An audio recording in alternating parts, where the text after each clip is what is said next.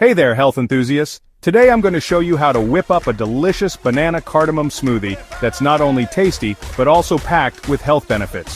First things first, let's gather our ingredients. You'll need 1 ripe banana, a teaspoon of ground cardamom, a cup of almond milk, a tablespoon of honey, and a handful of ice cubes.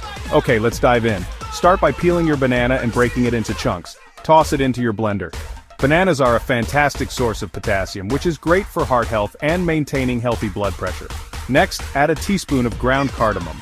Cardamom isn't just aromatic and flavorful, it's also an excellent anti-inflammatory and can help with digestion. Pour in a cup of almond milk. Almond milk is a dairy-free option that's rich in vitamin E, which is great for your skin. Now, add a tablespoon of honey for a touch of natural sweetness. Honey is loaded with antioxidants and has antibacterial properties. Finally, throw in a handful of ice cubes to make it extra refreshing. Blend everything together until smooth, and there you have it, your banana cardamom smoothie. But wait, let's talk benefits. This smoothie is a powerhouse. It's rich in vitamins and minerals, helps with digestion, boosts your immune system, and can even give you clearer skin.